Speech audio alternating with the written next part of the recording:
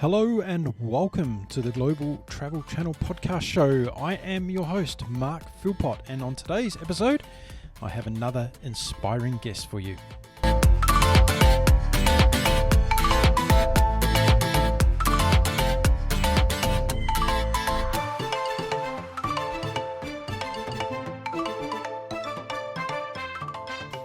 Hello.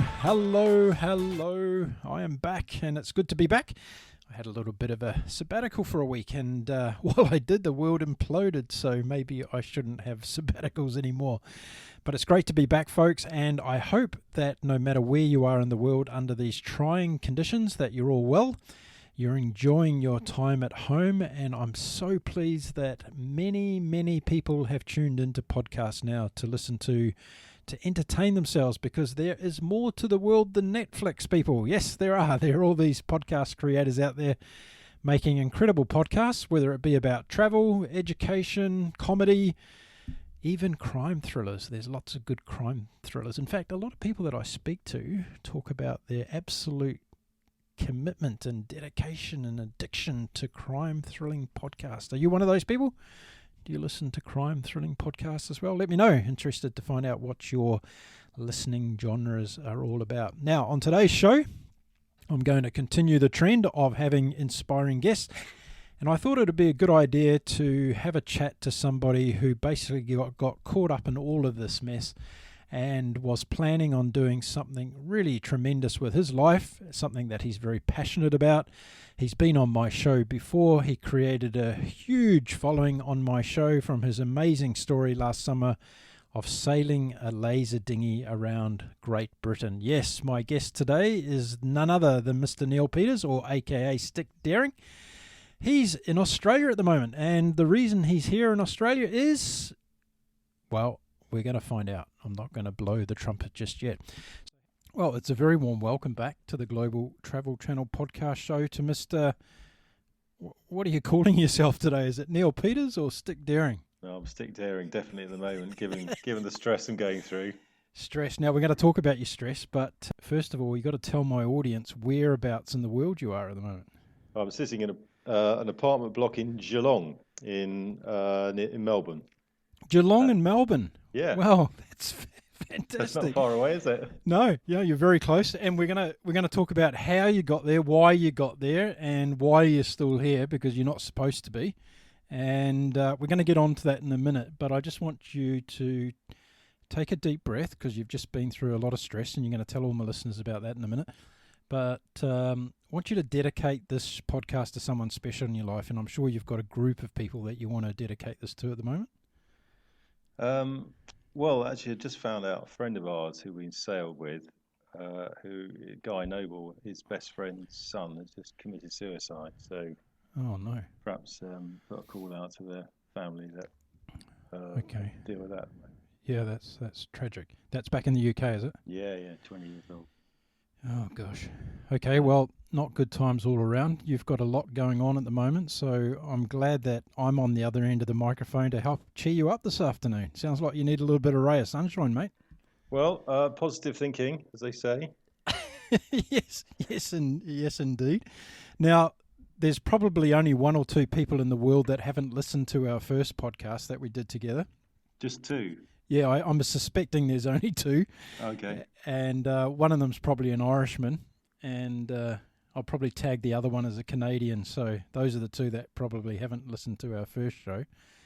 But that was all about your big adventure last year when you went round Great Britain in a laser dinghy, yeah? That's it. Do you still remember that? I'm still really living it. I'm just finishing the book at the moment, so... Oh, brilliant! I've been penning it while I've been out here in Australia, which has been quite useful time actually, because I haven't really had any spare time since I've finished it. Yeah, I was going to ask you about, since even when we chatted, because you got back home, I think, on the 30th of September last year. Is that right? That's correct. Yeah, I've got a good memory. So I haven't really kind of had an opportunity to ask you since we spoke on the podcast. How the reflections have been going, and now that you're doing the book, you've probably had another opportunity to go a bit deeper into it all, yeah? Have you? Yeah, I mean, when I got back, it was really surreal, and subsequent to that, it was really bad actually. If I'm honest, it was very difficult to sort of do anything normal, get back to work, and all those things. And I'd say it took me about 3 months to sort of readjust at least. My wife would say I haven't readjusted.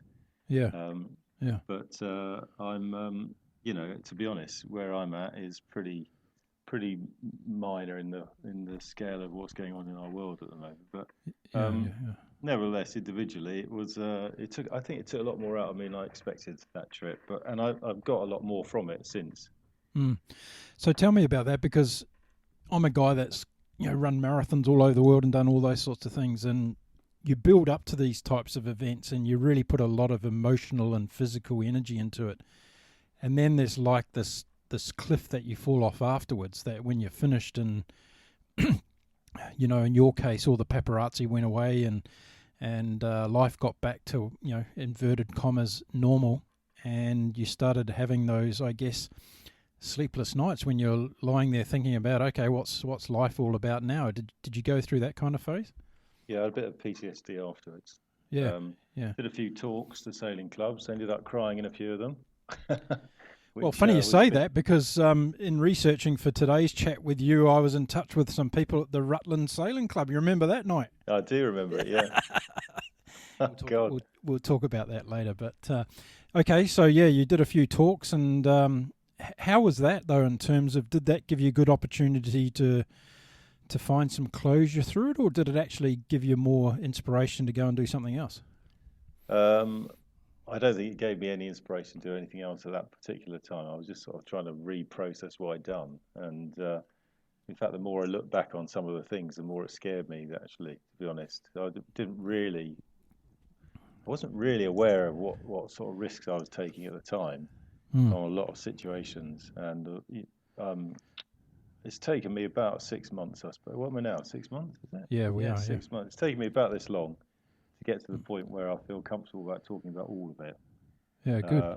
Whereas at one point I wasn't able to talk about some of it at all. Mm. Certainly not publicly. But so do you think the last time we spoke, you were kind of still in that phase of coming down off the experience without having gone, I guess, into some of the deeper philosophical things like you just shared now about how dangerous it actually was?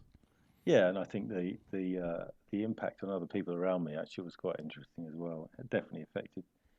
Strange stuff came out of the end of this project. I mean, and I've written about quite a lot of it, and probably write about a bit more before I finised. But can you give us anyway, a couple of insights to that now? What was some of those? Yeah, I don't want to share them on a podcast, but you're gonna have to wait for the book. You just want people to read them in silence, yeah? I have got the name of the book now, so I can probably reveal that today. Okay, tell us what it is. So the title of the book is "Laugh, I Nearly Died." That's a good title. Did you come up with that? I did come up with that, yeah, and I'd say I'm 3/4 of the way finished on the book, so that's quite good. And I guess a global book tour is going to ensue from this. What, virtual global book tour? I was thinking you're going to put a whole load of them in your laser and take off, aren't you? Do you think so? Yeah, no. I have been reading actually about the Australia. So since landing in Australia, I came out to Australia to start sailing around the Cairns again, as we call it. So my wife refers to it as triangle sausage, but it's really sailing around buoys in a very small area. Yep. And I have to say, the first time I did sail around the buoys in a very small area, it all seemed utterly pointless. I mean, utterly pointless. And I think, to be honest, it probably is pointless.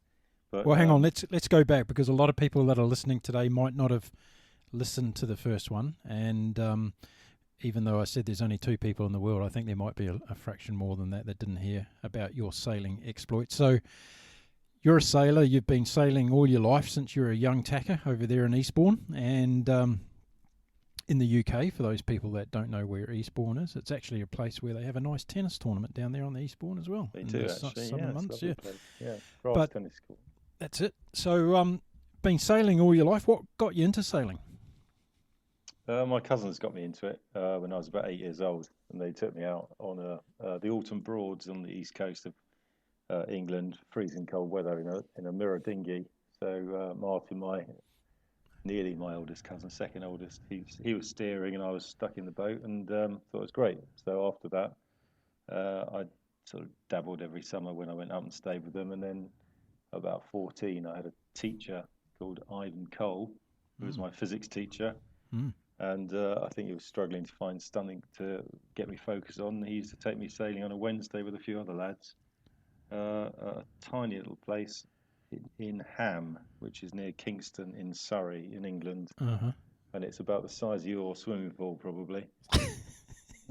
We used to go around in our jeans, get soaking wet, and our trainers, no sailing kit at all. And Yeah. the boats always leak, so your feet were always wet, and we always seemed to be freezing cold. But anyway, that's how I sort of got into it, really. What did you love about it? What was Well, it that connected you to sailing? I don't actually think I loved anything about it at the time. But I'm not even sure I love it now. But I sort of just got into it and keep doing it. It's sort of become it's almost like an addiction. It's a sort of love-hate arrangement. Maybe you should have put that in the book title. Probably. My The laughing addiction. Yeah. Yeah, well, my little adventure was a bit like an addiction. You started off as you got a great euphoric rush, and then pretty quickly you got a hangover straight away afterwards. And you spent most of the time trying to cure your hangover. But you must have enjoyed the camaraderie of it all, and heading off Right. with young guys, and then as you go through the ages, you're getting into the sailing clubs and all that sort of stuff. Yeah, it's fantastic. I mean, I've got a proper gang. I've got an international gang of mates wherever I go. And, Yeah. we've all got a similar fetish for plastic boats that are 13 feet long that we think we can sail quicker than each other. So when did you first get into the laser, which for people listening is a type of boat? It's a model of boat. It's famous for its I guess placement in the Olympic Games. It's one where people get in and race, particularly in the Olympics. When did you get into lasers specifically? Oh, when I was about 16 years old, the sailing club I was at, there was a chap there called Roger Glass who actually helped me route the safety channel around the UK. And he was sailing lasers, and we all thought Roger was a bit of a hero. Yeah. So I managed to convince someone to pay for me to buy an old laser. And you spend most of the first year of your sailing career in a laser sort of upside down, falling in, because when you first get in them, they're a bit tricky to sail. Yeah. But after a while, the whole thing becomes, you slowly sort of get into a sort of a style, and they become much easier. They're sort of boat that really punish you if you don't put time into it. Right. So a good boat to learn in, as far as if you can handle a laser, you can handle anything kind of mentality. Yeah. You tend to find a lot of the best sailors have come through the laser, particularly the racing, because it's so close, and the boats aren't particularly fast, but they are very, very closely matched. They're officially a one design boat, so everyone's boat theoretically is identical to the other. I think the old previous king of New Zealand, Russell Coote, started off in a laser. Yeah, probably. I think there's lots of people. I mean, the most famous sailor probably you may have heard of is Ben Ainslie. He started in lasers and won gold medal, silver medal. Well, when you say the most famous sailor, you are saying from the UK, of course, because I come from New Zealand, and we could talk about that all day, couldn't we? Well, I think he's the most. He's one. You have heard of Sir Peter Blake, right? I have heard of him. Yes. Yes. Okay. I think Ben's won more gold medals than anyone else. I think more medals. Unfortunately, we lost Peter before he could, go and win more amazing events and titles and round the world races and all the rest of it. Anyway, we'll get stuck on that all day. So what about, you must have been jealous though, being in the UK when all these people were sailing in places like the Caribbean and Australia and New Zealand with beautiful weather, and you're stuck over there getting wet every time you're going out? The thing is about the UK, you don't realise it's the weather. You just don't realise, honestly. I've been out in Melbourne now, and everyone says it's cold, and I've been swimming again today, because I haven't had anything else to do, and I thought it was pretty warm actually. And in fact, this is your autumn now, is it? Yeah, it is. Yeah, it's coming into that. It's just what you get used to, isn't it? What you get used to. Well, down where you are though, it changes about 4 times in one day. So yeah, I must admit it's quite changeable. Yeah. So, have you heard of Dr. Martin Lee? I have not. No. From the UK, no. Dr. Martin Lee. No, I haven't. Doesn't ring a bell. No. Should I know him? Well, possibly, because prior to doing the show today, I was reading about him in the last couple of days, and he actually kayaked around the UK. Okay. and he did it in 2012, so 8 years ago. And I was reading about his journey, and he did it in 600 hours. I don't know how many days that is. How many days is that? I have no idea. But he did it in 600 hours.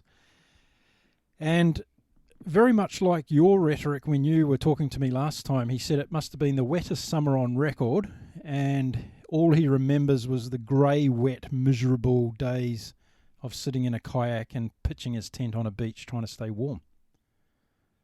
Yeah, that sounds about right. So so if he ran for, what did he run for, 8 hours a day? Yeah, roughly. I don't Uh, know how long 600 hours Well, it is, would have but been about 75 days, I would have that's how thought. long he paddled for. So that was his paddling time. Yeah, yeah. Yeah. So I would have thought he'd do about 8 hours. Probably did it. He He probably must think he must think you're a bit of a pussy, yeah, doing it in a laser after kayaking around. Yeah, probably. Yeah, I mean, the difference is the kayak, you can pull it up nearly anywhere.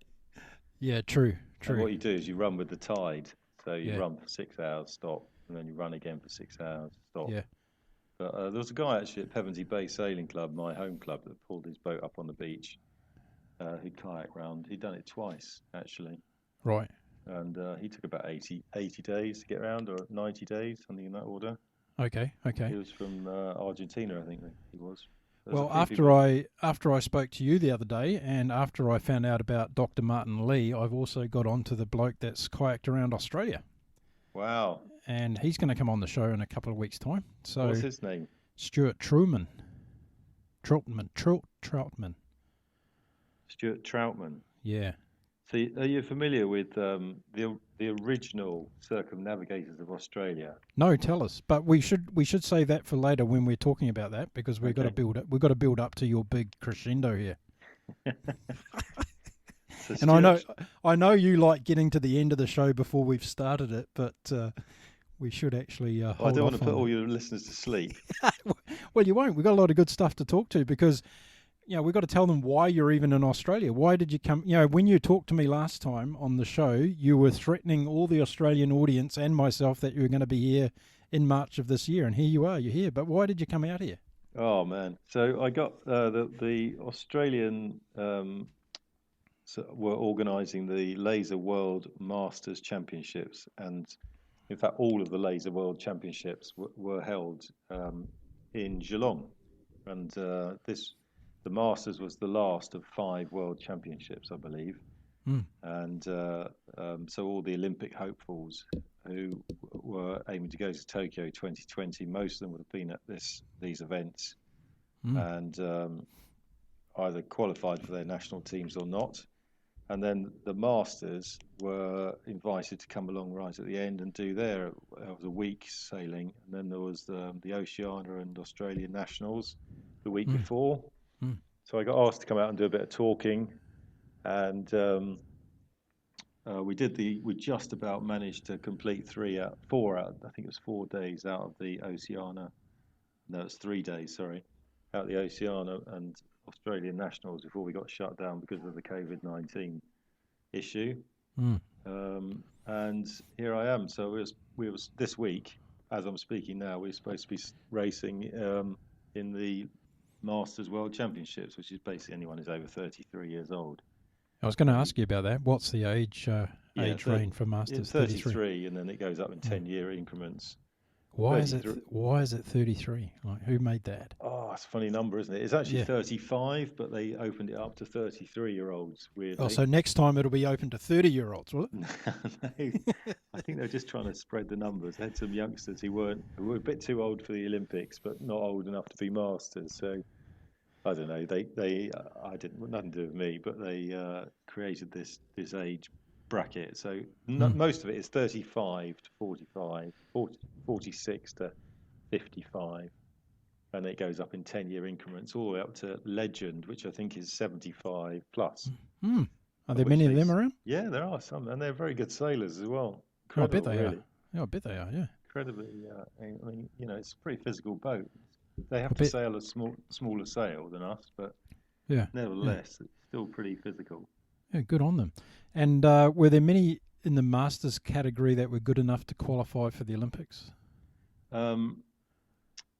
No, probably No. not. No, I Okay. mean, some who had won medals were in there. Quite a number of former Olympians are in the Masters, Yeah, but it but doesn't work the other way going back. The no. Masters are not good enough to get into it. So it's a young man's sport, is it? Well, you just tend to find that you when you're younger, it's very physical. Yeah. If they're just able to maintain the endurance levels probably better than as you get older, you lose a bit, don't you? Sorry, before I get 1,000 comments on my last statement, I meant young persons, not just young man's things. So don't Well, in our don't. particular class, it's young men.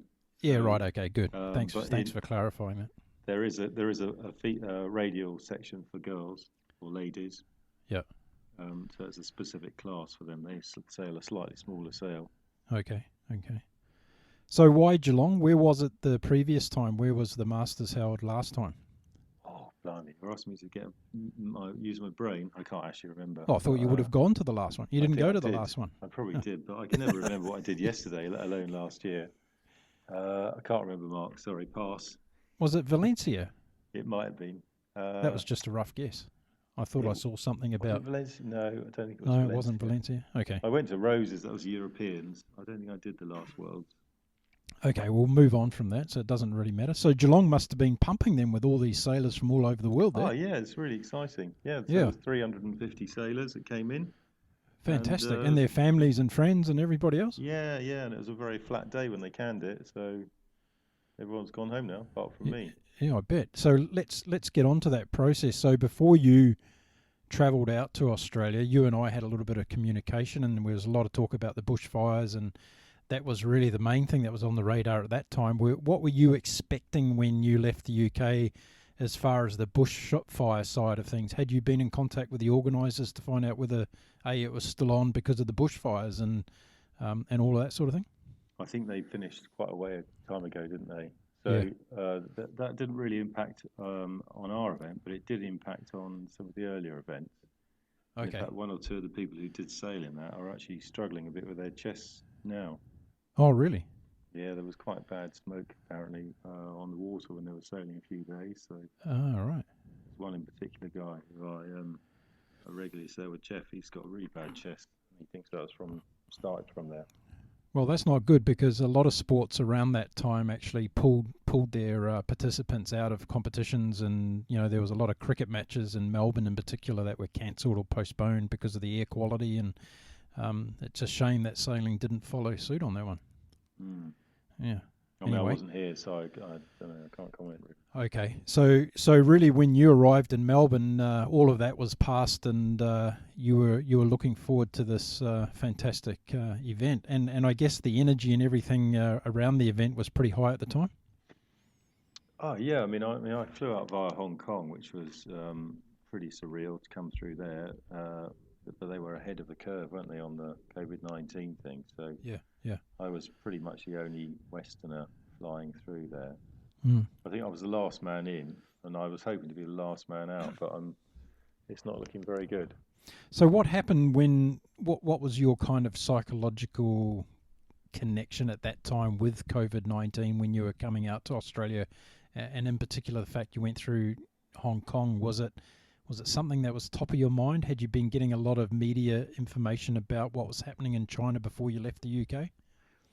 Yeah, China was all over the news, and Hong Kong had done a good job of just closing everything off, hadn't they? So, and I think the Hong Kong government have been pretty effective at keeping everyone indoors, which seems to be the only solution anyone's come up with that seems to work. But when I went to Hong Kong, it was absolutely deserted. I've got a picture of the railway station by the airport, and I was the only person on it. Mm. And then all the elevators and the main hallways are just empty. Mm. But my son lives there, so I stopped and saw him for 8 hours, and okay, he seemed to think it was, okay. But I was the last person in who can transit through there now without being quarantined. So right. And I've been fine since I've been here.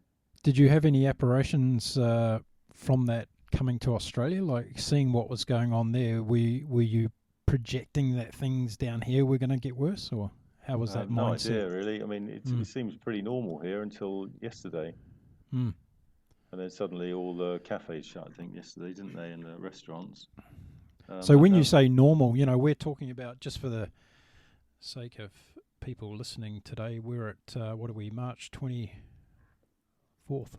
24th today, yeah. Yeah, we're at March 24th, Tuesday, March 24th, we're talking about this. So yesterday, Australian government put down some fairly hard closure plans. Now, I'm interested to hear, because each of the states have been kind of operating a little bit differently, and I'm up here in Queensland, and we actually went through that a few days ago in terms of getting people to stay home and all the rest of it. But you were saying up until yesterday there were still people out and about doing normal daily activities, is that right? That's correct, yeah, and the cafes have all been open. Wow. I don't think they had many cases down here, but they've, as I say, they've now closed all the public spaces. Yeah. And cafes, and we're moving towards lockdown. So how was the decision-making process within the sailing community taken, in terms of, did you get some warning that, this could be cancelled, we could be shutting things down? Or? It was pretty ropey every day, to be honest. So because I transit through Hong Kong, I had to report every day. Yeah. My health, and I think anyone else who'd come that way did as well at the beginning. Right. But it was a sort of realization. No one really wanted to believe that they were going to shut the whole event down. Right. Just, I think the Grand Prix was going ahead, wasn't it, in Melbourne. Well, on the first day, of practice, they closed it down when the crowd got to the track, basically. So I think there's like this dawning realization that actually this is probably more serious than anyone has ever thought about. Yeah. And I suspect we've probably got quite a long way to go before we get to the conclusion of it. So as it unravels now, and you're on the other side of the world from your home, what were some of the first kind of, I guess, emotional impacts that it was giving you, in terms of, okay, this is the reason I've come out to this country is gone away now, and now I'm stuck here. What were some of your first responses emotionally to that? I was pretty relaxed, really, because I came out I thought, I've got my book here. I've got probably 3 months of work to do on that. So for me, I'm in a bit of a bubble. I've just got to figure out where I'm going to live next week. Right. So if anyone's got anywhere for me to stay, boat, yacht, or anything, that'd be quite helpful. But at the moment, it doesn't look like I'm going to get out. You are currently listening to an episode of the Global Travel Channel podcast show. If you want to hear more of our episodes, you can go to our website at www.globaltravelchannel.com, or if you wish to download the episodes, you can go to places like Apple iTunes under the podcast section, Stitcher, Spotify, iHeartRadio, Google Play, Castbox, and even from our Patreon page, which is under Global Travel Channel podcast show. We hope you like our podcasts, and if you do, please tell someone about them, particularly in these trying times when we're all faced with the same uncertainty across the world. Listening to a podcast can sometimes educate you, inspire you, or even motivate you to take a different direction in life. And in these times where we all don't know where the future or what the future holds, it might be just something through an inspiration of listening to someone on a podcast that something might change for your life. So tell others about it. We want to get as many people listening around the world as we can. We're currently downloaded in 95 countries and would love to bring up our big 100 very soon. Now, why don't we get back to today's episode and listen to what Dick Daring still has to share with us. So talk us through that, because before we got on air today, you were telling me that you had a specific option ready to go, and that was actually tomorrow, which is Wednesday, the 25th of March. Well, I've just literally found out half an hour ago that before I came on talking to you, 5 minutes before, that I can't get on the plane back to UK because it transits back through Hong Kong, and the border closes at midnight in Hong Kong. Right. My plane is due to transit out at 1 o'clock in the morning. Yeah. So there's a 1 hour window, but they won't let me check in, even though I'll probably be sitting on the plane on the tarmac. Yeah. So this is with Cathay Pacific, and as you say, transiting through Hong Kong International Airport, and they've put a lockdown as of midnight tomorrow night. But I mean, it's taken me ages to get hold of anyone at Cathay to try and figure out what was going on.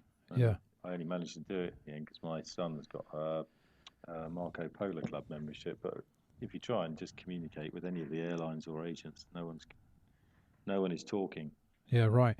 So that just happened, as you said, literally minutes before you got on chatting to me today. What was the outcome as far as did Cathay Pacific offer any other options? Are there any other options? There's no option. There's Not no not options. with, no. They'll reschedule. They will reschedule for a future date to be Right. determined by them as and when the governments allow you to transit through Hong Kong. Yeah. So I took a precaution actually earlier in the week. I booked another flight. So I still got another flight. Right. So I've still got another flight via Doha. But I mean, I don't want to bore you to death on my personal travel travel schedule. But I'm not holding out a lot of hope that that one will work either. Well, I'm sure it's not boring to a lot of people because a lot of people are sitting at home at the moment and they're in the, if we can say it, the creature comforts of their home, their own home. You're on the other side of the world. You've been impacted by this thing unknowingly to you at the time when you were coming out to participate in a global sporting event, and that's all gone pear-shaped, and now you find yourself probably one of the last people in the world who are stuck on the other side of the world, because I've seen a lot of people have been actually expedited out of countries by their governments. And I was going to ask you if that's an option. Are the UK government actually looking at putting on flights to get people out of countries and getting them home? I've no idea. I did check the UK website, but I couldn't actually see anything on their website that talks about that. I haven't really studied it in any detail.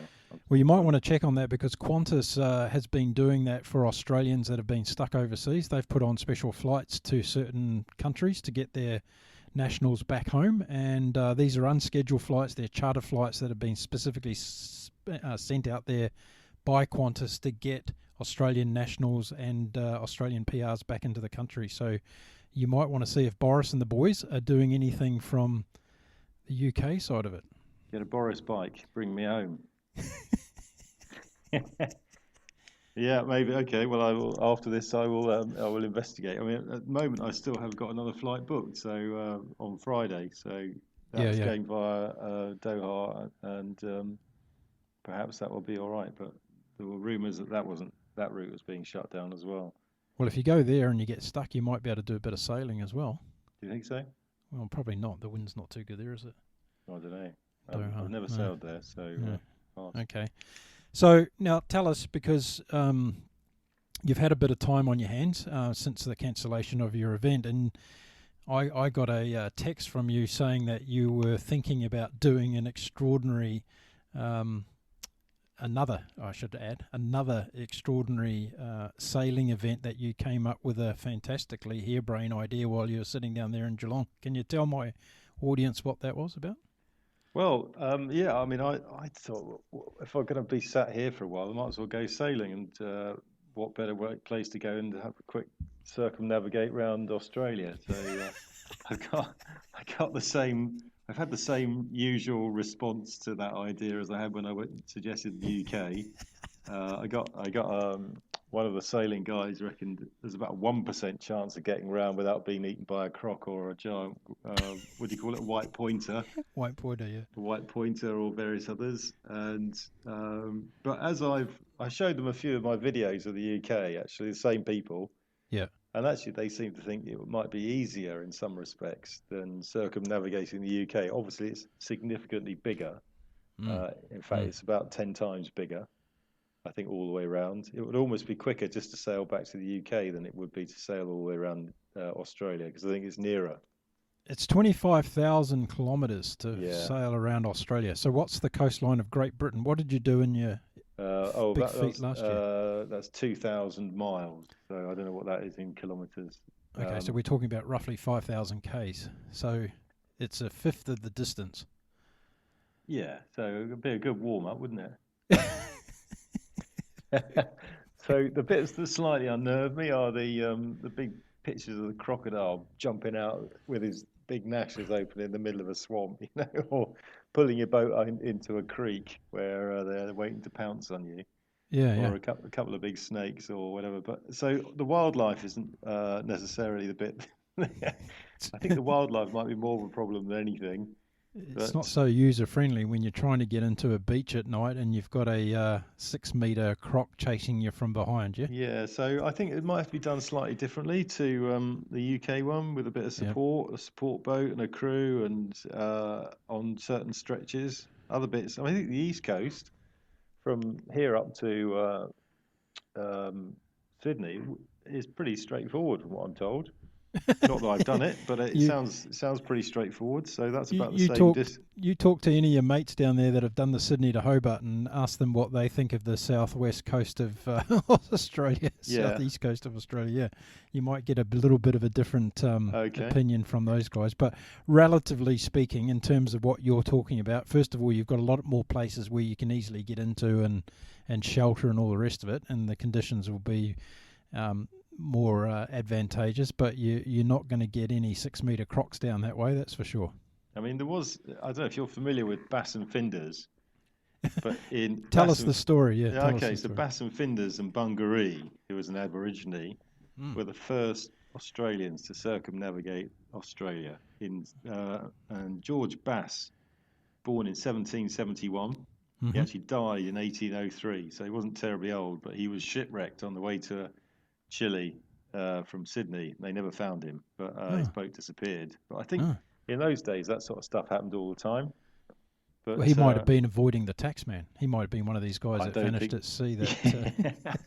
I'm not entirely sure that's the case, but he did a lot of navigating and mapping of the coastlines. He did. His name's everywhere around Yeah, Australia. yeah. Yeah. And Bass and Finders, they were in an 8 foot boat. It says, according to all the information I can find, they did it in an 8 foot keel boat, Wow. which is it's tiny. It's Yeah. smaller than a laser. Yeah. That's a bathtub. Yeah, and they I think their first trip was they navigated the St George's River, Yep. Yep. which I've actually sailed down with Mm. my mate Jeff Loosemore. We've sailed down there Okay. in a little race 3 years ago when I came here, Fantastic. and that was a good little trip. So you've been out to Aussie before? I have, yeah, yeah. I came Okay. down. My son was at university here 3 years ago, so All right. or In 4 years Melbourne. ago, in both Melbourne and Sydney. Oh, okay. So you got to So see the we two came out. biggest places in the country. Yeah, we did a bit of sailing around the Whitsunday Islands, which was fantastic. Oh, beautiful. So you've already got a bit of the lay of the land. Did you go sailing on Sydney Harbour? I did, yeah. I went out a lot on the laser, Isn't and that spectacular there? yeah, it's fantastic sailing. I mean, it's Yeah. best sailing in the world virtually. Yeah, yeah. And No, it is beautiful. Well, you haven't been to Auckland Harbour, have you? no, I haven't. No, No, is okay. that So better? don't be too rash with your best places in the world Well, that's thing why I again. think I need to go and have a look at it, really. yeah. So, Yeah, well, and you do. the only problem is all the borders are closing down here, aren't they, at the moment? So I can't go and self-isolate in a laser because you can't actually come You can't, ashore. you can't come ashore. That's right. You have not only crocs chasing, you have their Mounties after you as well. Ah, I was yeah. going to suggest to you to do New Zealand actually, because one, you don't have crocodiles, right? And I'm sure no one's sailed around New Zealand in a laser. That's for sure. Okay. Could That have a would, look. I think that'd be a much better plan. And then obviously I've got a lot of whānau over there, which is called family in Maori. So you need to learn a little bit of the Maori language, and things could be pieced together a lot easier. Okay.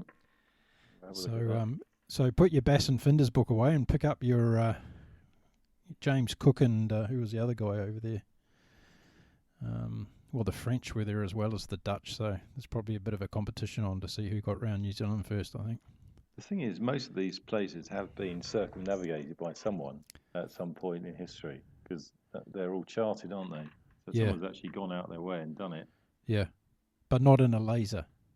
Well, I think you're kind of treading new ground when it comes to laser sailing. do you think so? Yeah, yeah. But I'm really interested to know that your psychology behind this whole thing when you're sitting down there in Geelong and you've competitions come to an end and the world's imploding and you decide that you want to get in your laser and go and sail around Australia. What is this like unfinished business? Is this getting back to the book and the psychology of I want to do or I need to do more? I think your understanding of me, Mark, is that I actually have some sort of concept of thinking about these things. It's more of a sort of a. Yeah. It seemed like a good laugh at the time, but Yeah. as with all these things, they tend to wear off a little bit. I mean, it took me 3 years to get the UK thing together. I thought about it for 3 years and eventually did it. But Yeah, yeah. no, I don't think it's. I think I've got something missing between my ears, probably. But it just seems like an opportunity. How about that? An opportunity to explore and learn a bit more about our planet and where we live. And the laser's just the perfect vehicle for doing that, obviously. Well, I think it's fantastic, and I certainly don't put you in the cuckoo clock class because I think in terms of, you wrote something quite profound after you did the UK trip, and I read that the other day about, you said, or you actually said it in one of your speeches, I think, and you've probably said in every one of your speeches, but it was a wonderful way to see the UK.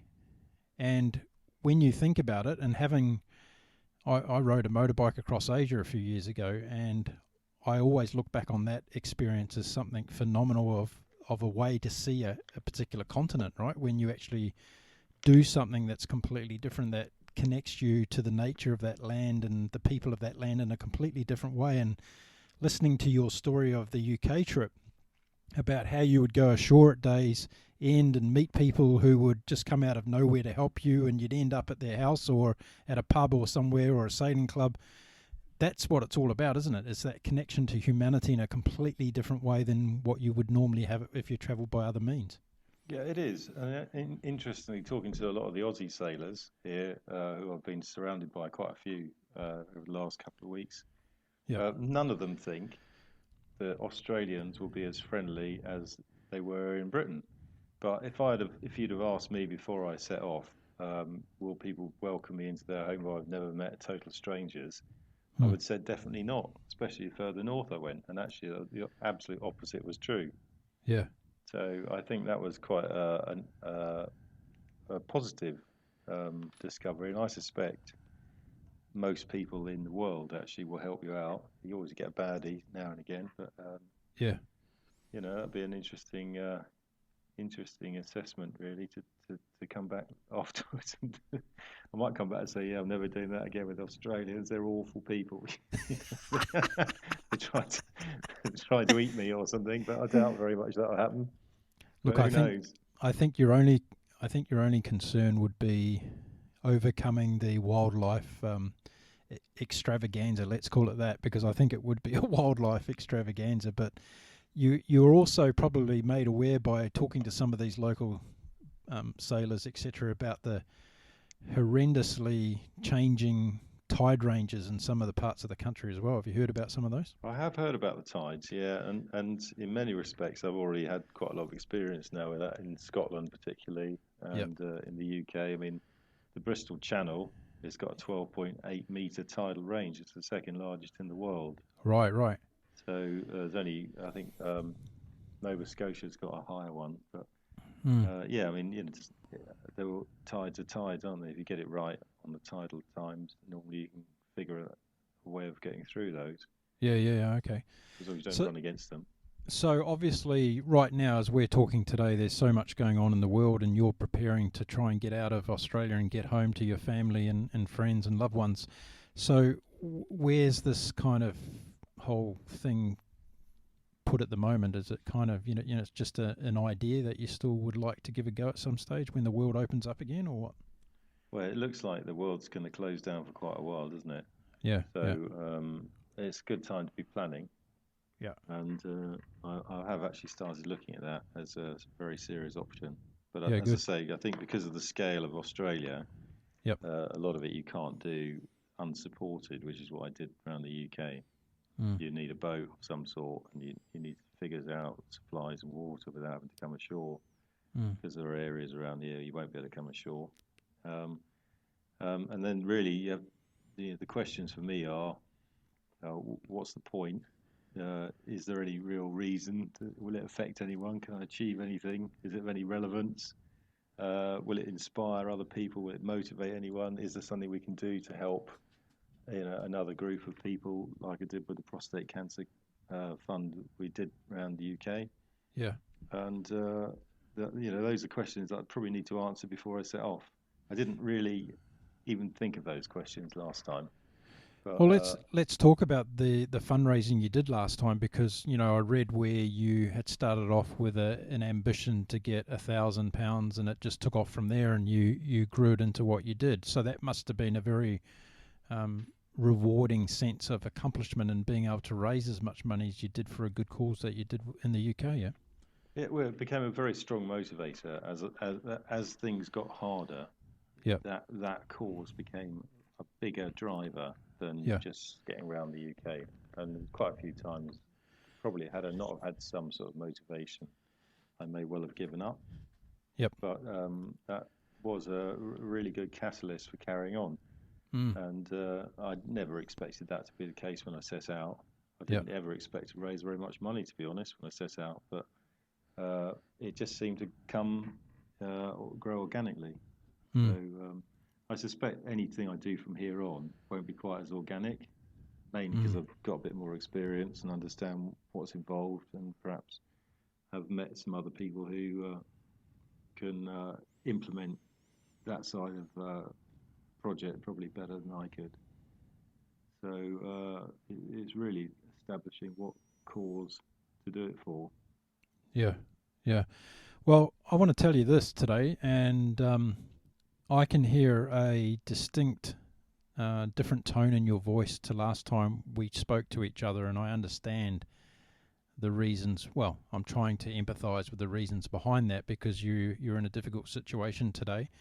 But I want to say to you very clearly that we need people in the world right now like you, who are people who are prepared to take on a challenge for the good of the planet and to inspire others to, I guess, look within themselves a lot deeper than what they perhaps do on a day-to-day basis. And I think we're all being given the opportunity now to reflect a little bit more on our lives with this downtime that's been enforced upon us.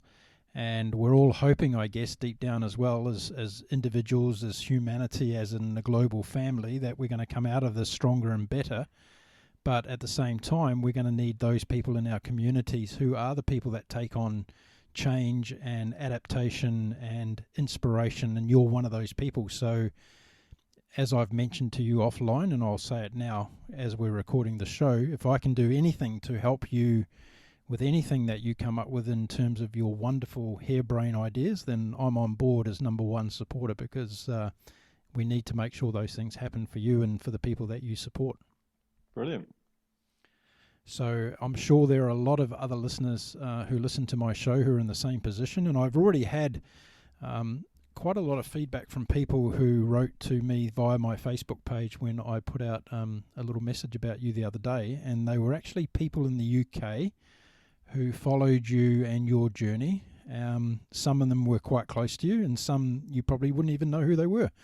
And they've reached out and said, wow, if he does this Australia thing, I want to be there and help him out. So you've got people on the other side of the world who want to be involved in something in Australia, if you were to choose to come back and do that at some stage. I haven't got out yet, so I might be starting sooner than you think. So what's happening with the laser championships now? Is it being cancelled completely? There won't be any more postponement or run at a later date in the year or something? It's over for this time, or what? They said it's permanently postponed. But indefinite postponement, which normally means cancelled, doesn't it? Right. Yeah. I think, but no one knows. It's it's in the lap of the gods, as it were. Yeah, the right. Hands of the coronavirus. So. Yeah, right.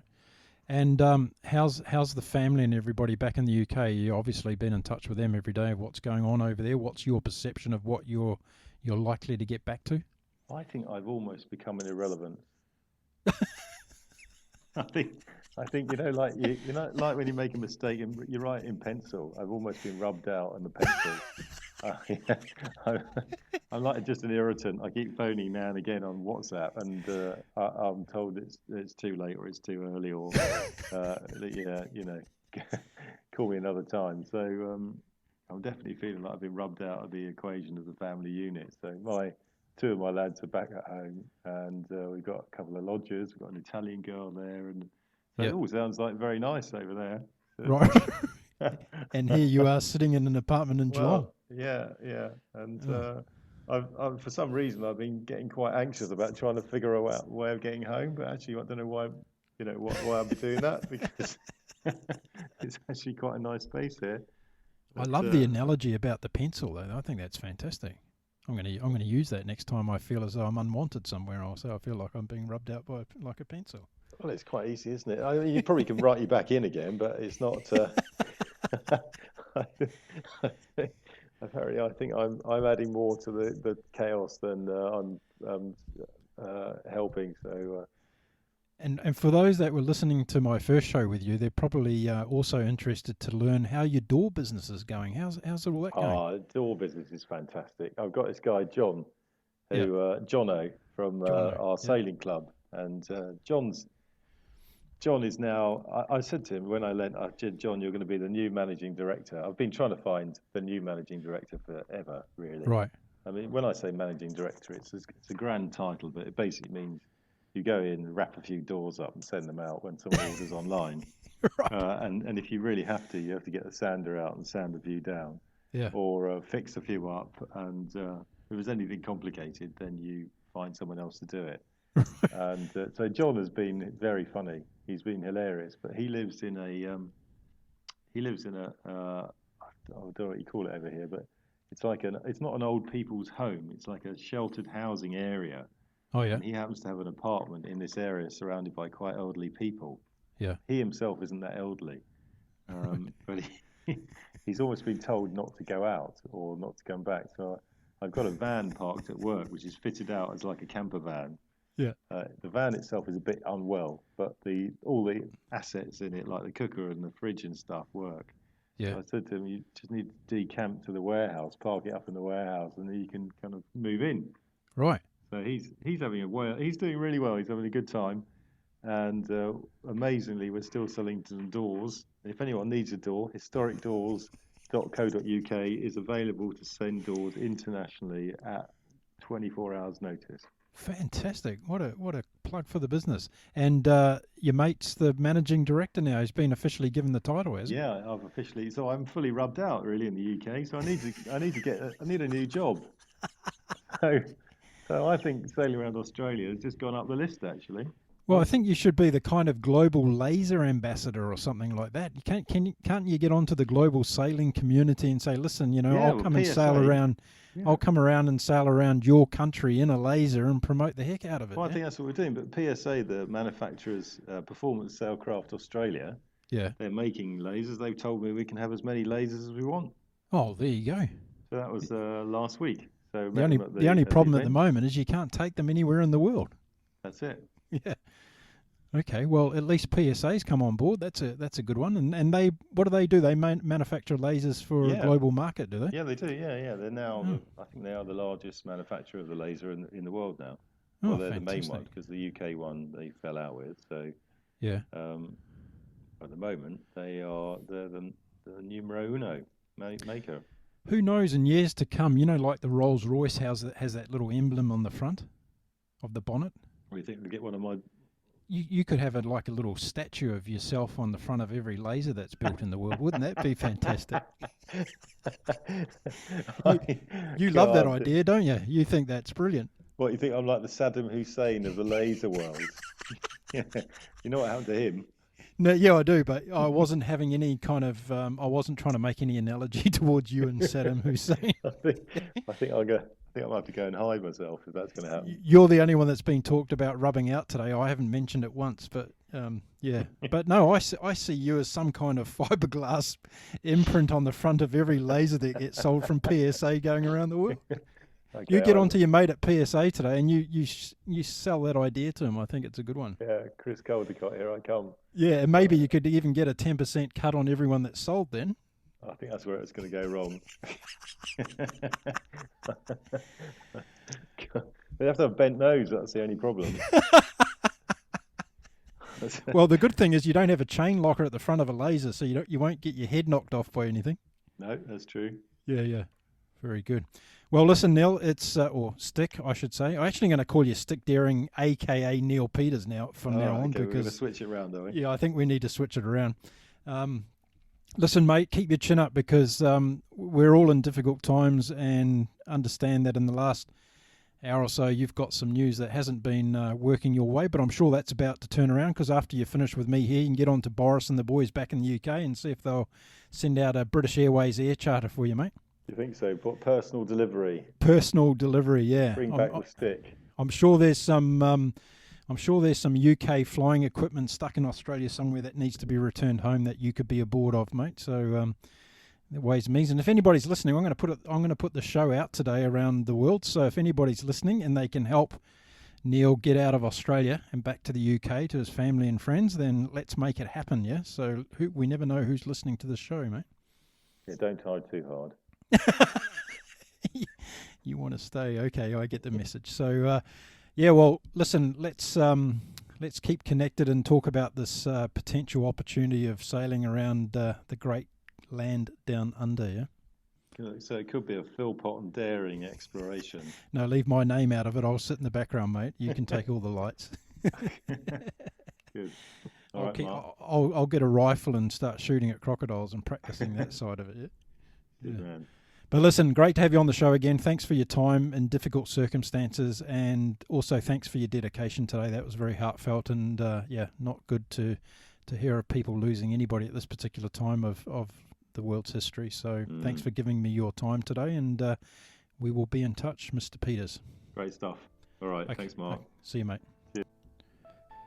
Very challenging times across the world today, and Mr. Neil Peters, aka Stick Daring, is facing his own set of circumstances, 17,000 kilometres away from his family, down in Melbourne, Australia, trying to get home to the UK and be reunited with his loved ones in these very difficult times. So, Stick, thank you very much for being so courageous and coming on the show today and sharing your current predicament. There's a lot of black clouds at the moment, but I'm sure the sun will come up very, very soon. So we wish you all the very best of luck. And of course, if anybody's listening to the show today who's either in Australia and Melbourne in particular that can help out Stick and his particular predicament, then please get in touch and we'll pass you on to all of Stick's contact details. So there we go. There's another episode in the Global Travel Channel podcast series. I'm very happy to be back on deck, and I'm looking forward to continuing the podcast series and bringing you more inspirational travel stories from across the world. So please tune in for more. And don't forget, you can get all of our podcast episodes, our previous ones, from our website at www.globaltravelchannel.com. Before I go today, I would like to pass on my love and support to everybody around the world in these difficult times. Let's pull together and make sure we come out of the other side better human beings, better members of society, and overall a better species on this planet, and making sure that we love and care for it as much as we should be. Until next time, my name's Mark Philpott. I wish you all a very safe and happy week ahead.